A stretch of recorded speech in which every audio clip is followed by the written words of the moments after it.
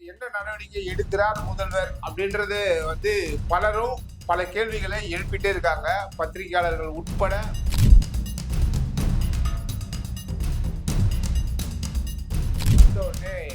யார் அந்த சான்ற பூதத்தை உடைக்கிறாரா? அப்படி இல்லைன்னா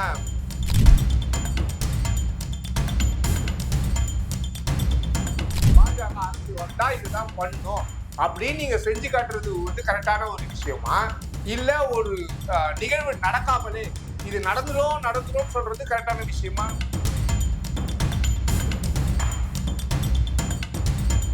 தனிப்பட்ட முறையிலும் சீமான பல இடங்கள்ல வந்து விமர்சனம் செஞ்சதெல்லாம் வந்து நம்ம வந்து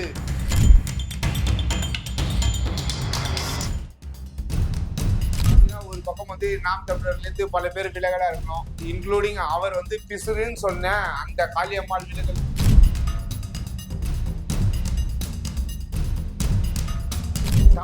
தமிழன் தான் ஆளணும் அப்படின்றத ரொம்ப உறுதிப்பாடா இருக்கிறவங்க.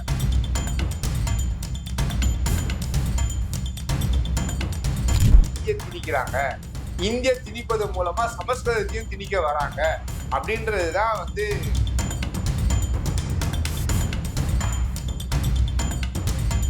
திருவாளர்களுக்கு அண்ணாமலை வந்து அவர் சிபிஎஸ்இ பள்ளி நடத்துறாரு அப்படின்ட்டாரு, திமுக சிபிஎஸ்இ பள்ளி நடத்துறான்ட்டாரு.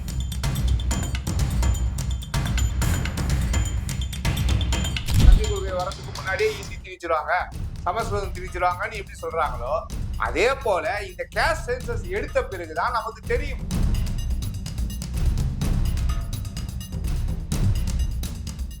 எப்பொருள் யார் யார் வாய் கேட்பினும் அப்பொருள் மெய்ப்பொருள் காண்பது அறிவு. டிஎன் டிஜிட்டல் 24 நேயர்களுக்கு அன்பு வணக்கம். இன்று நம்முடன் இணைந்திருப்பவர் கோகுலகிருஷ்ணன், பத்திரிகையாளர். வணக்கம் சார். வணக்கம்மா சுபா, எப்படி இருக்க? நல்லா இருக்கியா? நல்லா இருக்கேன் சார், நீங்க எப்படி இருக்கீங்க? நல்லா இருக்கம்மா. சரி சார், சீமான் அவர்களுக்கு வெடிகுண்டு மிரட்டல், உயிருக்கு ஆபத்து, பெட்ரோல் குண்டு வீச்சு அப்படிங்கிற பல செய்திகளை ஊடகங்கள்ல பார்க்க முடியுது. இதை பற்றி எப்படி நினைக்கிறீங்க? 10 பேரை வந்து கைது வேற பண்ணிருக்காங்க போலீஸ் அப்படின்னு பாத்தீங்கன்னா வழக்கு பதியப்பட்டிருக்கு. இது வந்து என்ன அப்படின்னா, அவர் வந்து ஒரு பெரியாரை பத்தி பேசியதற்காக இந்த பெரியார் கழகத்தினர் அவங்க வந்து செஞ்சிருக்காங்க அப்படின்னு சொல்லி, தந்தை பெரியார் கழகத்தினர் அப்படின்னு சொல்லிட்டு அவங்க வந்து இதை வந்து ஆக்ஷன் எடுத்துருக்காங்க. ஏற்கனவே உளவுத்துறை ரிப்போர்ட் வந்து இவருக்கு வந்து இந்த மாதிரி நடக்கும் அப்படின்னு சொல்லி ஏற்கனவே அவங்க வந்து கொடுத்துருக்கு. போலீஸ் வந்து முன்னெச்சரிக்கையா மிக அருமையா இதை வந்து உளவு போலீஸார் வந்து கண்டுபிடிச்சு சொல்லி அதை வந்து கைது பண்ணது வந்து பாத்தீங்கன்னா ஒரு பாராட்டத்தக்க விஷயமா வந்து எல்லாராலையுமே பார்க்கப்படுது. ஏற்கனவே அவர் வீடு முற்றுகை இடும் போதும் சரி, இது பற்றி பேசும்போது நம்ம வந்து முன்வைக்கிறோம் அப்படின்னு பாத்தீங்கன்னா கருத்தியெல்லாம் வைக்கணும் அப்படின்னு சொல்லிதான் நம்ம வந்து எல்லாருக்குமே வந்து சொல்றோம். எப்பயுமே இன்னொன்று என்ன அப்படின்னு பாத்தீங்கன்னா, ஒரு மோதல் போக்கு எப்பயுமே அது வந்து சரிபடாது. அதாவது வந்து ஒரு அராஜகத்தாலேயோ ஒரு இதுவாலேயோ வந்து எதையுமே நம்ம வந்து தீர்க்க முடியாது. இது வந்து என்ன அப்படின்னா, சில தலைவர்கள் வந்து இப்போ பெரியாரை பத்தி இவர் வந்து பேசுறாரு அப்படின்னும் போது இதுக்கு கருத்தியல் ரீதியா இன்னொரு பக்கம் உள்ள தலைவர்கள், அதாவது திராவிட கழக தலைவர்களா இருக்கட்டும், இல்ல திமுக சேர்ந்த தலைவர்களா இருக்கட்டும், இல்ல பெரியாரை வந்து கொண்டாடுகிற அந்த தலைவர்களா இருக்கட்டும், அவங்க வந்து கொஞ்சம் ஒரு கருத்தியல் ரீதியா இதை வந்து பேசிட்டாங்க அப்படின்னா எந்த பிரச்சனையுமே இதுல வந்து தலை தூக்க போதில்லை. அன்னைக்கு வந்து ஒரு சீமான் வந்து எவ்வளவு ஆவேசமா பேசுகிறாரோ, முன்வைக்கிறாரோ கருத்தை, அதே வேகத்தோடு இவர்களும் வந்து கருத்தை வந்து வைக்கிறாங்க. இன்னும் ஒரு படி மேல போயிட்டு தனிப்பட்ட முறையிலையும் சீமான பல இடங்கள்ல வந்து விமர்சனம் செஞ்சதெல்லாம் வந்து நம்ம வந்து பார்த்தோம். சோ இந்த மாதிரி இருக்கும்போது அந்த அடிமட்ட தொண்டர்கள் என்ன பண்ணுவாங்கன்னா, சீக்கிரம் உணர்ச்சி வசப்பட்டுருவாங்க. அவங்களுடைய பாதையை வந்து சில டைம் வந்து தவறுதா ஆகக்கூடிய சான்சஸ் உண்டு. இதுல வந்து பாதிக்கப்பட போறது யார் அப்படின்னா, அந்த உணர்ச்சி வேகத்துல இன்னைக்கு செஞ்சு கேஸ் வாங்கி ஒரு 10 பேர் உள்ள போயிருக்காங்க பாத்தீங்களா, அவங்கதான் வந்து ரொம்ப பாதிக்கப்படுறாங்க. இன்கேஸ் இதை வந்து தடுக்கப்படாம ஏதோ ஒன்று சீமானவர்களுக்கு ஆயிருந்தா இன்னும் என்ன ஆயிருக்கும் நம்ம வந்து யோசிக்கணும். அவருக்கும் ஒரு குடும்பம் இருக்கு, குழந்தை இருக்கு, எல்லாமே இருக்கு. சோ இதெல்லாம் வந்து பார்க்கணும். இதை வந்து ஒரு வன்முறையாலேயோ இல்ல வந்து ஒரு அடக்குமுறையாலேயோ இதை வந்து நம்ம கையாளணும் அப்படின்னு நினைக்கிறதே வந்து ஒரு பாவம் தான். அவர் எடுத்து வச்ச கருத்து, இந்த கருத்துக்கு 70 கேஸ் போட்டிருக்காங்க. அவர் வந்து நீதிமன்ற படியை வந்து ஏறி இறங்கிட்டு இருக்காரு. அப்படின்னும் போது இதுக்கும் மேல நீங்க வந்து போய் நாங்க வந்து பெட்ரோல் பாம்பு அடிப்போம், பாம்பு போடுவோம், இப்படிலாம் வந்து செய்வது வந்து சரியா அப்படின்ற அந்த ஒரு கேள்விக்குறி இன்னைக்கு வந்து எழுப்பிருக்கு. இன்னைக்கு வந்து அந்த கேள்விக்குறி வந்து எல்லாரும் மேலேயும் எழும்பி இருக்கு. அதை விட அவருக்கு இன்னும் நிறைய வந்து கத்தி வந்து தொங்கிட்டே இருக்கு. பாத்தீங்கன்னா ஒரு பக்கம் வந்து நாம் தமிழர்ல இருந்து பல பேர் விலகலா இருக்கணும், இன்க்ளூடிங் அவர் வந்து பிசுறுன்னு சொன்ன அந்த காளியம்மாள் விலகல் முதற்கொண்டு பல தலைவலிகளை அவர் ஒரு பக்கம் சந்திச்சிட்டு இருக்காரு. இன்னொரு பக்கம் தலைவலியா விஜயலட்சுமி அவர்கள் இருக்காங்க. அதுவும் சில ஆதாரங்களோட தன் கணவர்ன்ற கையெழுத்து போட்ட ஆதாரங்கள்லாம் வந்து அவர் கருக்கலைப்பு செய்யும் போது இருந்ததுன்ற அதெல்லாம் வேற இருக்கு. நீதிமன்றம் வந்து இன்கேஸ் வந்து இதுல வந்து ஒரு தண்டனை குடிச்சா திட்ட ஒரு 7 வருஷம் வரைக்கும் தண்டனை கிடைக்கும்ன்ற அந்த செய்திகள்லாம் வர்றதெல்லாம் பார்க்கும்போது சோ ஒரு இந்த சிக்கல்ல இருந்துலாம் மீள்வாரா சீமான்றதே ஒரு மிகப்பெரிய கேள்விக்குறியா தான் இருக்கு. நம்மளும் இந்த வீடியோ வந்து நம்ம முன்னாடி இன்னைக்கு போட்டிருக்கோம். அதையும் நேயர்கள் பார்க்கணும் அப்படின்னு தான் நம்ம வந்து விரும்புறோம். என்டிகே வந்து கரைஞ்சுக்கிட்டே இருக்கு, அதுல உள்ள தலைவர் உறுப்பினர்கள் எல்லாம் பிரிஞ்சு போறாங்க அப்படின்னு ஒரு பக்கம், முக்கியமான ஒரு பிராண்டா பார்க்கப்பட்ட காளியம்மாள் அவர்களும் பிரிஞ்சிருக்காங்க. அவங்க திமுகவுல இணைவார்களா அப்படின்னு சேகர் பாபு அவர்களிடம் கேட்கும்போது நாங்க யாரு வந்தாலும் இணைச்சுக்க தயாராக தான் இருக்கோம் அப்படிங்கிற மாதிரி ஒரு வார்த்தையை சொல்லியிருக்காரு. நீங்க என்ன நினைக்கிறீங்க? அதாவது அவங்க வந்து ஒரு சமூக ஆர்வலரா வந்து இருந்தவங்க. அவங்கள வந்து ஒரு மோல்டு பண்ணி அவங்கள வந்து ஒரு இந்த தமிழ் தேசியத்துல வந்து ஒரு ஈடுபாடு கொண்டு வந்து அவங்கள வந்து ஒரு மிகப்பெரிய ஒரு பேசும் பொருளா ஆக்குனது அப்படின்னு பாத்தீங்கன்னா அண்ணன் சீமானை தவிர வேற யாரும் இருக்க முடியாது. ஏன்னா எம்எல்ஏ எலெக்ஷனா இருந்தாலும் மீண்டும் மீண்டும் சீட்டு கொடுத்திருந்தாரு. பிளஸ் வந்து எம்பி எலெக்ஷனா இருந்தாலும் மீண்டும் மீண்டும் அவருக்கு வந்து ஒரு வாய்ப்பு கொடுத்திருந்தாரு.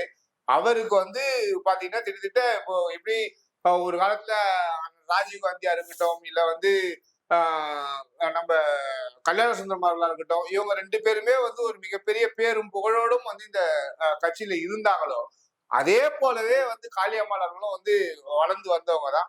அவங்க வந்து எனக்கு தெரிஞ்சு தமிழ் தேசிய பாதையில தான் அவங்க வந்து போவாங்கன்றதுதான் வந்து நம்ம டிஎன் டிஜிட்டல் 24ஓட பார்வையா இருக்கு. ஏன்னா அவ்வளவு சீக்கிரம் வந்து அவன் எப்படி வந்து அவங்க 2 பேரும் வந்து ஒரு திராவிட பாதையை தேர்ந்தெடுத்து தங்களுடைய கருத்துக்களை முன் வச்சுதான் இருக்காங்க. இன்னும் அந்த தமிழ் தேசியம் தமிழ்ன்ற அந்த ஒரு அதுல இருந்து இன்னும் வெளியே போகலைன்னாலும் இவங்களும் அதே மாதிரிதான் இருப்பாங்கன்னு நம்ம நினைக்கிறோம். எனக்கு தெரிஞ்சு ஒரு திராவிட கட்சியை நோக்கி போவாங்களான்றது ரொம்ப சந்தேகம். சீமான் அவர்களிடம் கேட்கும் போது அப்படியெல்லாம் இல்ல, இது வந்து கட்சியோட களை எடுப்பு, களை உதிர் காலம் அப்படிதான் சொல்றாரு. அதுதான் மேடம், அது வந்து இலை உதிர் காலம் போல ஒரு வாட்டி இலை வந்து வந்து உதிரும், அந்த முதிர்ந்த இலைகள் உதிர்வதும் அந்த துளிரிடும் இலைகள் வந்து திருப்பி துளிர்ப்பதும் வந்து எல்லா கட்சியிலும் நடக்கும்.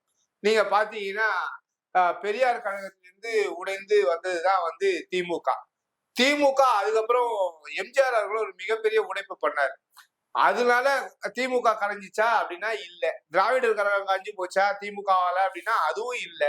அப்புறம் திருப்பி திமுக 2வது தடவை மிகப்பெரிய ஒரு உடைப்பு அப்படின்னு பார்த்தா அண்ணன் வைகோ அவர்கள் வெளியே வரும்போது பாதிக்கு பாதி சுத்தமா காலி, திமுக இனிமே காலி அப்படின்னாங்க. இன்னைக்கு ஆட்சி கட்டுல யார் இருக்கா, யார் காலியானது அப்படின்னு சொல்லி இந்த உலகத்துக்கே தெரியும். அதாவது வந்து ஒரு எப்பயுமே வந்து ஒரு கட்சின்றது ஒரு ஆலமரம்.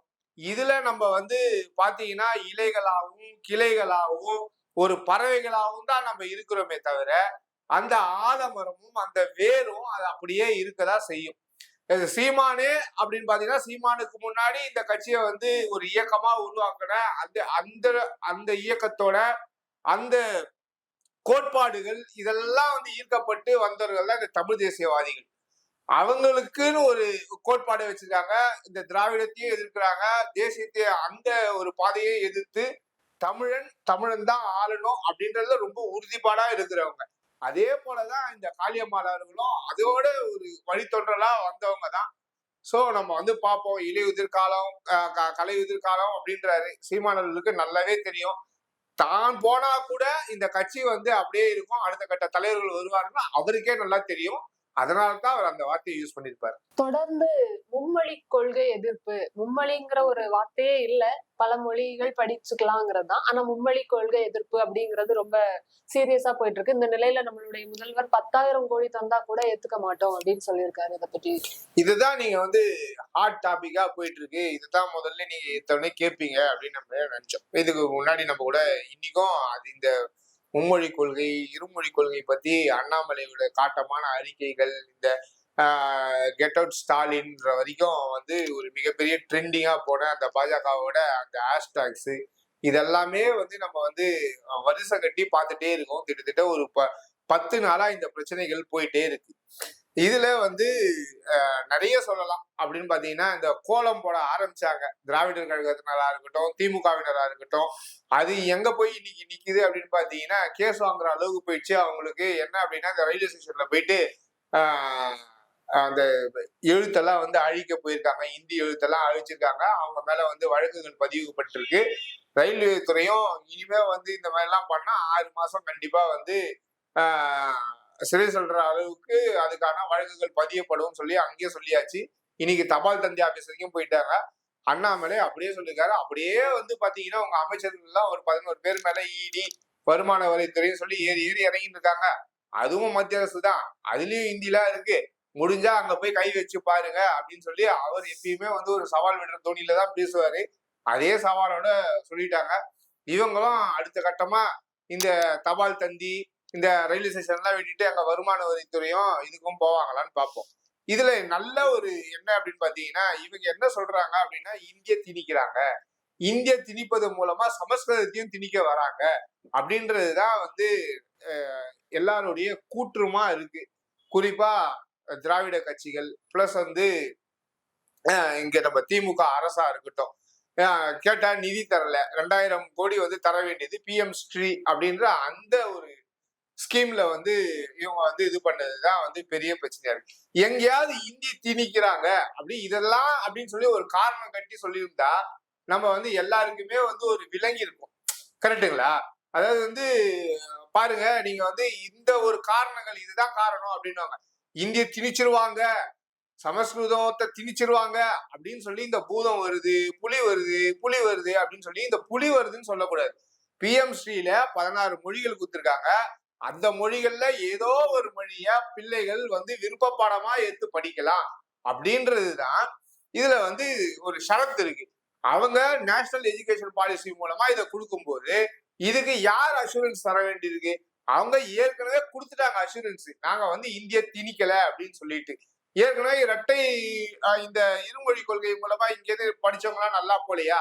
ஆங்கிலம் இருக்கு அப்படின்னா சரி, ஆங்கிலம் இருக்கு. நம்ம ஏற்கனவே இங்க மும்மொழி கொள்கை திட்டத்திட்ட நம்ம வந்து கொடுத்துட்டோம். பல கவர்மெண்ட் ஸ்கூல்ல உருது இல்லையா? அந்த மாணவர்களுக்காக, அந்த இஸ்லாமிய குழந்தைகளுக்காக இங்க வந்து பாத்தீங்கன்னா நம்ம வந்து உருது கத்து கொடுத்துட்டு இருக்கோம். அதே போல வந்து இந்த பார்டர் இடம் அப்படின்னு சொல்லுவாங்க. இந்த கேரளாவுக்கு பார்டரா இருக்க ஒட்டி இருக்க இடங்கள்ல நம்ம வந்து மலையாளத்தை கத்து கொடுக்குறோம். அதே போல இந்த தெலுங்கானா பக்கத்துல இருக்க பார்டர்ல இருக்கிறதுக்காக அங்க இருக்க தெலுங்க கத்து கொடுக்குறோம். அதே போல இன்னொரு இடமான கர்நாடகா அந்த பார்டர் போற எல்லாம் அங்க கன்னடாவும் சொல்லி தரப்படுது. இங்க முன்மொழி கொள்கை இல்லையா? இதே இந்தி கூட்டணியில் இருக்கவங்க எல்லாருமே அக்செப்ட் பண்ணது தானே இது. இங்க பக்கத்துல இருக்க கேரளால மும்மொழி கொள்கை இருக்கு, ஆந்திரால மும்மொழி கொள்கை இருக்கு, காங்கிரஸ்ல இருக்க இவங்க கூட்டணியில இருக்க செல்வப்பெருந்தகை உட்பட எல்லாருக்குமே தெரியுமே. அவங்க எல்லாமே வந்து பாத்தீங்கன்னா மும்மொழி கொள்கை சொல்றாங்க. ஆனா தமிழகத்துல மாத்திரம் ஏன் வேணான்றீங்கன்னு இப்ப வந்து கேள்வியா இருக்கு. இத வந்து யார் வந்து கேட்கணும்? அவங்க கேட்கணும்னா பக்கத்துல இருக்கவங்க காங்கிரஸே கேளுங்கன்றாங்க. இல்ல அங்க இருக்கவங்க எல்லாரையும் கூட்டு வந்து இங்க போராட்டம் வைக்க முடியுமா அப்படின்னு சொல்லி பாஜக கேள்வி எழுப்புறாங்கல்ல. இந்தி கூட்டணியில் இருக்க அனைவரும் ஒன்று சேர்ந்து இந்த மொழி கொள்கைக்கு எதிராக, இருமொழி மும்மொழி கொள்கைக்கு எதிராக நின்று போராடுகளான்னு பாஜக கேட்குது. நீங்க போய் ரயில்வே ஸ்டேஷன்ல அழிக்க போனீங்கன்னா அவங்க என்ன சொல்றாங்க? நோட் அழிப்பீங்களான்றாங்க. இது வந்து சிரிப்பை தான் ஊட்டுதே தவிர இது வந்து ஒரு தீர்வை நோக்கி போகுதா அப்படின்னா கிடையாது. இப்ப அனைத்து கட்சி கூட்டத்தையும் வேற வந்து பாத்தீங்கன்னா ஸ்டாலின் அவர்கள் வந்து கூட்டியிருக்காரு. இதுல எல்லா கட்சிகளும் கலந்துருக்குமான்னு ஆலோசனை பண்ணுவோம் அப்படின்னு சொல்லி அண்ணன் ஜெயக்குமார் வந்து இன்னைக்கு வந்து பேட்டியும் கொடுத்திருக்காரு. நாங்க வந்து அதாவது வந்து திருமாவளவன் அவர்களுக்கு அண்ணாமலை வந்து அவர் சிபிஎஸ்இ பள்ளியை நடத்துறாரு அப்படின்ட்டாரு. திமுக சிபிஎஸ்இ பள்ளியை நடத்துறேன்ட்டாரு. இப்ப சீமான் அவர்கள் வந்து கேட்டாரு, நான் பள்ளியா நடத்துறேன், நான் எதிர்க்கலையா அப்படின்னு சொல்லி அவர் கேட்கிறாரு. சோ இதுல எல்லார் கருத்தையும் கேட்க வேண்டிய ஒரு சூழ்நிலை இருக்கு. எங்கெங்கெல்லாம் ஒரு மைனஸ் இருக்கோ அந்த மைனஸ் எல்லாம் வந்து கொஞ்சம் சரி செஞ்சுட்டாங்களோ எல்லா கருத்தும் கேட்கறது ஒன்றும் தப்பு கிடையாதுன்றதான் நம்மளுடைய பார்வையா இருக்கு. ஏன்னா ஒவ்வொருத்தரும் ஒவ்வொரு பார்வையை வச்சிருப்பாங்க. அண்ணன் இபிஎஸ் ஒரு பார்வையா இருக்கும், அண்ணன் சீமானுக்கு ஒரு பார்வையா இருக்கும். இன்கேஸ் அந்த பார்வைகள் அவங்க சொல்றது உண்மையிலேயே வந்து கரெக்ட் தான் அப்படின்னு சொல்லி ஒரு உட்கார்ந்து பாஜக தரப்புல இருந்தோ உட்கார்ந்து ஒரு குழு வந்து உட்கார்ந்து இவங்க கேட்கறதுக்கும் அவங்க கரெக்டா பதில் சொல்லி ஒரு ஆரோக்கியமான விவாதத்தை நடத்தி இதெல்லாம் பிரச்சனை அப்படின்னும் போது இந்த பிரச்சனைகள்லாம் வந்து இது கிடையாதுன்னு சொல்லி அவங்களும் எதிர் தரப்புலயும் சொல்லிட்டாங்க. இதுல ஒரு பிரச்சனை முடிஞ்சிச்சு அப்படின்னா நாளைய மாணவர் சமுதாயத்துக்கு இது ஒரு பெரிய நிம்மதியா இருக்குன்றதுதான் நம்மளுடைய பார்வை. மறுபடி தொகுதி மறுசீரமைப்பு இதனால 8 தொகுதிகள் குறையும், மாநிலத்தோட பிரதிநிதித்துவத்தை குறைக்க பாக்குறாங்க, கோட்டையில கண்டிப்பா அனைத்து கட்சியும் ஒன்று கூடணும்னு முதலமைச்சர் இது சொல்லியிருக்காங்க. ஒரு பிரச்சனை. கண்டிப்பா எலெக்ஷன் வரைக்கும் இது அப்படியே இழுத்துட்டு போயிடுவாங்க. மற்றபடிக்கு நாட்டுல வந்து வேற எந்த பிரச்சனையும் வந்து இனிமே வந்து கண்ணுக்கே யாருக்குமே தெரியாத அளவுக்கு போக போகுது அப்படின்றதுதான் நம்மளுடைய மிக முக்கியமான பார்வையா வந்து வைக்க போறோம். ஏன் அப்படின்னா திடீர்னு இது வந்து மக்கள் தொகை கணக்கெடுப்பு திருப்பி வந்து எடுக்க போறாங்க. இதுதான் வந்து ஏற்கனவே வந்து இங்க வந்து கேஷ் சென்சஸ் எடுக்கணும், பீப்புள் சர்வே எடுக்கணும்னு சொல்லி பாமக தரப்புல இருந்து ஏற்கனவே பண்ணிட்டு இருக்காங்க. இங்கே நீங்க செய்ய வேண்டியது இது நீங்க செய்யல, கேஷ் சர்வே எடுக்கல அப்படின்னு சொல்லி தமிழக அரசா வலியுறுத்திட்டு இருக்காங்க. ஆனா தமிழக அரசு இன்னும் செய்யாம இருக்கிறதுக்கு காட்டமா வந்து அறிக்கையெல்லாம் வந்து வெளியிட்டு இருக்காரு. இதுக்கு அண்ணன் சேவர் பாபு அவர்களும் பாத்தீங்கன்னா நாங்க வந்து அங்க மோதிட்டு இருக்கோம், நாங்க தைரியமா மோதுறோம்ல, எங்களை போய் வந்து நீங்க வந்து இப்படி எல்லாம் பேசுறீங்க அப்படின்னு சொல்லி அவர் ஒரு பதிலடியும் வந்து ஐயா ராமதாஸ் அவர்களுக்கு வந்து கொடுத்தது நம்ம வந்து பார்த்தோம். இப்ப வந்து இந்த பீப்புள் சர்வே வந்துடுது. வரும்போது இத்தனை மக்களுக்கு இத்தனை தொகுதின்ற மாதிரி இனிமே பிரிக்கணும்ன்றதுதான் வந்து அவங்க கணக்கு வச்சிருவாங்க. அப்படி பார்த்தா உத்தரப்பிரதேசத்துக்கு இனி இருக்கிற அந்த தொகுதிக்கு பல மடங்கு உயரும்.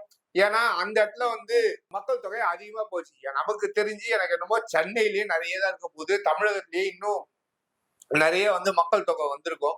சொல்ற மாதிரி இது வந்து கம்மியா இருக்குமா அப்படின்னா இனிமே எடுத்து பார்த்தாதான் தெரியும். வரத்துக்கு முன்னாடியே 3வது கல்விக் கொள்கை வரதுக்கு முன்னாடியே ஹிந்தி திணிச்சிருவாங்க, சமஸ்கிருதம் திணிச்சிருவாங்கன்னு எப்படி சொல்றாங்களோ அதே போல இந்த கேஷ் சென்சஸ் எடுத்த பிறகுதான் நமக்கு தெரியும் உண்மை நிலவரம் என்ன அப்படின்னு சொல்லிட்டு. அப்பதான் வந்து இவ்வளவு மக்கள் இருக்காங்க, இந்த மக்கள் தொகைக்கு இந்த மாவட்டங்கள் வருது, இந்த தொகுதிகள் வருது அப்படின்னும் போது இது கூடுதா கம்மியாகுதான்னு நமக்கு இப்பவே தெரியாது. இல்ல தெரிஞ்சாதானே அதுக்கு முன்னாடியே 8 தொகுதிகள் கம்மியாகும் நம்ம வந்து கேஷ் சென்சஸ் கையில வச்சிருக்கோமா? இல்ல இப்ப பாத்தீங்கன்னா திட்டத்திட்ட நம்ம கிட்ட ஒரு பாத்தீங்கன்னா இந்த எலெக்ஷன் சமயத்துல நமக்கு ஓட்டு போறவங்க லிஸ்ட் தான் இருக்கும். இத்தனை வாக்காளர்கள் தொகுதி இருக்கும். அதுவே பாத்தீங்கன்னா அது கரெக்டா இருக்கா அப்படின்னு பார்த்தா பாதி பேரு எனக்கு ஓட்டே இல்லைன்றாங்க, பாதி செத்து போனவங்களுக்கு ஓட்டு இருக்குன்றாங்க. இதெல்லாம் வந்து கரெக்டா? அது வந்து ஒரு ஒழுங்கீனமா தான் எல்லா துறையிலுமே இருக்கு.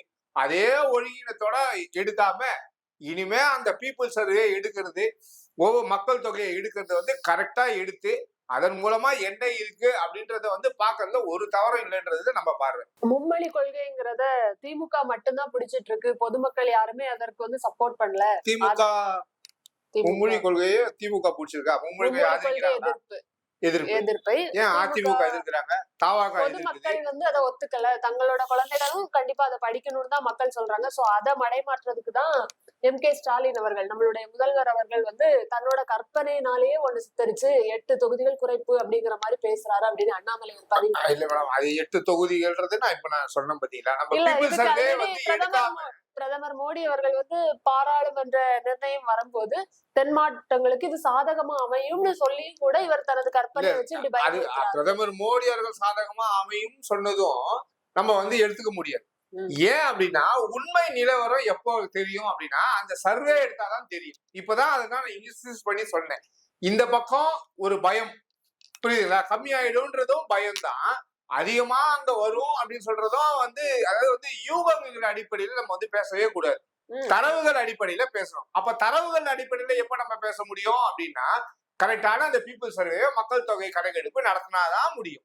அது வரைக்கும் நம்மளால வந்து எந்த ஒரு யூகமும் சொல்ல முடியாது. இந்த மும்மொழி கொள்கை வந்து என்ன சொல்றாங்க, வந்து இந்திய திணிப்புக்கு வரும், சமஸ்கிருதத்தை உள்ள திணிச்சிருவாங்கன்னு சொல்லிட்டே இருக்காங்க பாத்தீங்களா.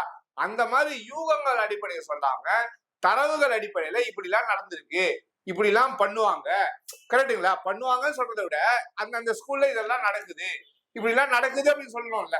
அதெல்லாம் ஏன் சொல்லாமலே இதை திணிச்சிருவாங்க, இதை வந்து நம்ம வந்து ஆதிக்க சக்தி இப்படி எல்லாம் வந்து பேசாம அந்த மும்மொழி கொள்கை வரட்டும், வந்துட்டு இதுல நம்ம திணிச்சாங்க அப்படின்னா அன்னைக்கு நீங்க போராடணும், கரெக்டுங்களா. அதுதான் வந்து உண்மையிலேயே வந்து மக்களுக்கு வந்து இந்தி திணிச்சாங்க, பாஜக அரசு வந்தா இதுதான் பண்ணும் அப்படின்னு நீங்க செஞ்சு காட்டுறது வந்து கரெக்டான ஒரு விஷயமா, இல்ல ஒரு நிகழ்வு நடக்காமலே இது நடந்துரும் சொல்றது கரெக்டான விஷயமா நமக்கு பார்த்து தெரிஞ்சிடும் இல்லையா?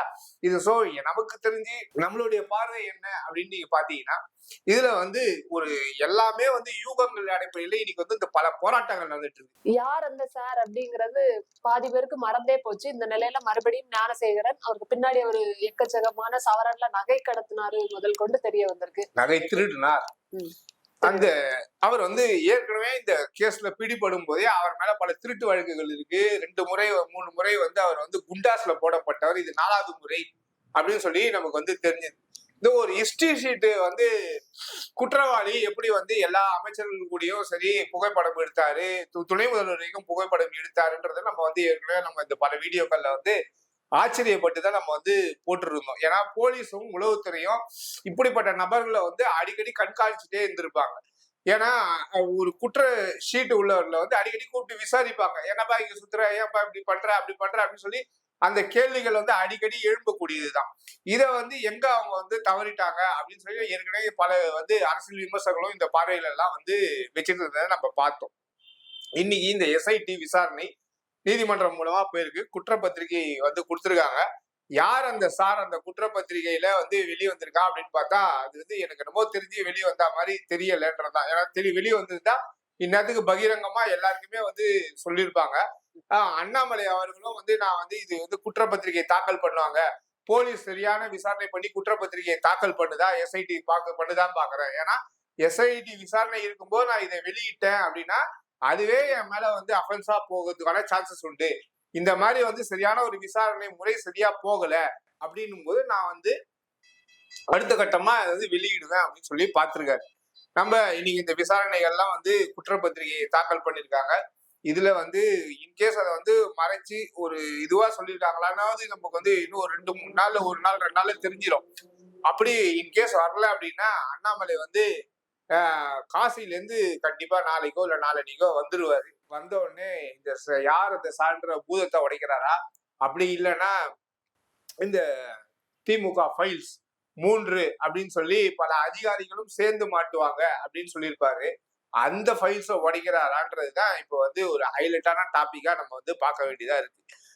இதுல வந்து இந்த பல பாலியல் குற்ற வழக்குகளும் வந்து போயிட்டே இருக்கு.